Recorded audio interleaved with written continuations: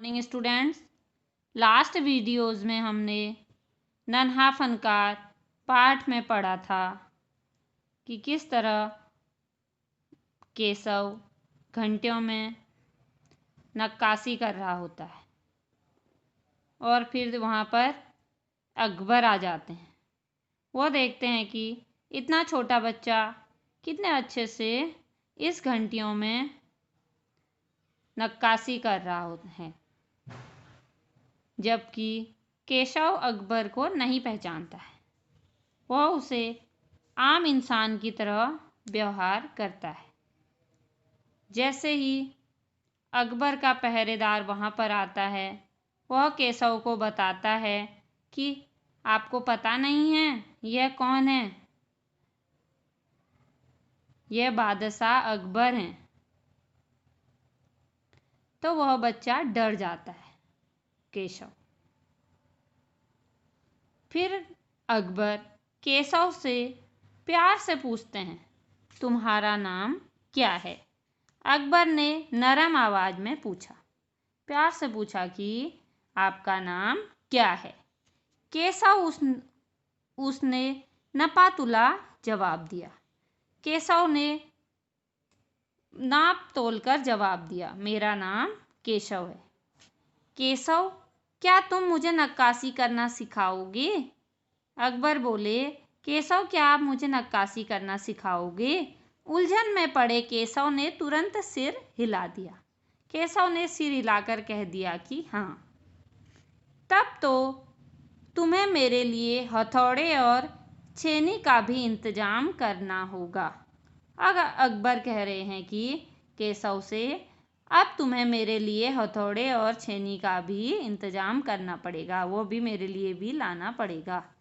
केशव फुर्ती से अपने पिता के पास गया, भाग करके गया और उनका छेनी हथौड़ा उठाकर उल्टे पांव लौट आया और दौड़ लगाकर आया कि लो, अकबर के लिए मैं छेनी हथौड़ा भी ले आया। किसका लेके आया? अपने पिताजी का। दोस्ताना अंदाज में अकबर केशव के पास जमीन पर बैठ गए और पास में पड़े पत्थर को खींचते हुए बोले, ठीक है, अब बताओ कि मुझे क्या करना है। अब केशव भी अकबर भी एक साथ नीचे बैठ गए। अकबर को लगा कि यदि मैं केशव के साथ उसके दोस्तों के तरीके से बैठूंगा तो वह उसको बिल्कुल भी झिझक नहीं होगी, और वह नीचे बैठ गए। पास में पड़े पत्थर को खींचते हुए बोले, ठीक है, मैं जो नक्काशी कर रहा हूँ ये ठीक है? केशव ने संदेह भरी नजरों से अकबर की ओर देखा।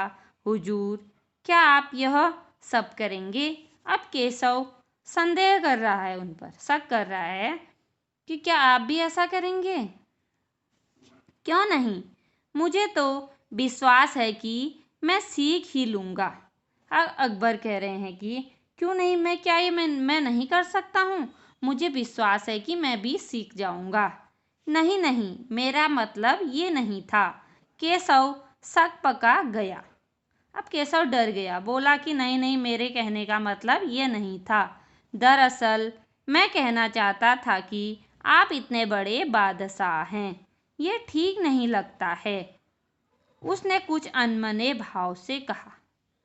अब केशव बोला, नहीं नहीं, मेरे कहने का मतलब यह नहीं था, और वह थोड़ा सा डर गया और कहने लगा कि मेरे कहने का मतलब यह नहीं था। आप इतने बड़े बादशाह हैं, क्या आपको ये काम शोभा देगा? उसने कुछ अनमने भाव से कहा। उसने ऐसी अपनी बात बनाते हुए कह दिया। अकबर हंसकर बोले, अच्छा, लेकिन पिछले हफ्ते तो मैंने मिट्टी से भरी डलिया ढोने में किसी की मदद की थी। क्या यह काम उससे भी ज़्यादा मुश्किल है? अब अकबर कह रहे हैं, हंसकर कह रहे हैं कि अच्छा, पिछले हफ्ते तो मैंने किसी की मदद करी थी, मैंने मिट्टी की डलिया ढोई थी। क्या यह काम इससे भी मुश्किल है? केशव अभी भी असमंजस की स्थिति में था। वह अकबर के पास बैठ गया और उन्हें छेनी पकड़ने का सही तरीका सिखाने लगा। फिर जैसे कि केशव के पिता ने उसे सिखाया था। उसने कोयले के टुकड़े से पत्थर पर लकीरें खींचकर एक आसान सा नमूना बनाया और गंभीरता से कहा, देखिए, सिर्फ इन्हीं लकीरों को बहुत ध्यान से तराशना है। अकबर ने पत्थर पर छेनी रखी और जोर से हथौड़े से वार किया, जिससे कटाव ज़्यादा गहरा हो गया। अभी भी केशव कुछ असमंजस की स्थिति में था, संदेह की स्थिति में था। उसको लग रहा था कि यह काम करना सही होगा या गलत होगा कि अकबर को सिखाना। वह अकबर के पास बैठ गया। अब वो बच्चा अकबर के पास बैठ गया और उसने पहले अकबर को छेनी पकड़ने का सही तरीका सिखाया, जैसा तरीका केशव के पिताजी ने उन्हें सिखाया था। फिर उन्होंने कोयले का एक टुकड़ा पकड़ा, फिर उससे पत्थर पर लकीरें खींची, एक छोटा सा डिजाइन निकलवाया और फिर गंभीरता से कहा, देखिए, सिर्फ इन्हीं लकीरों को बहुत ध्यान से तराशना है। अकबर ने पत्थर पर छेनी रखी और जोर से हथौड़े से वार किया, जिससे कटाव ज़्यादा गहरा हो गया, जिससे वो पत्थर टूटने लगा। बच्चों, आगे का पाठ हम अगली वीडियो में पढ़ेंगे। तब तक आप इसको ध्यानपूर्वक वीडियो सुनकर समझेंगे।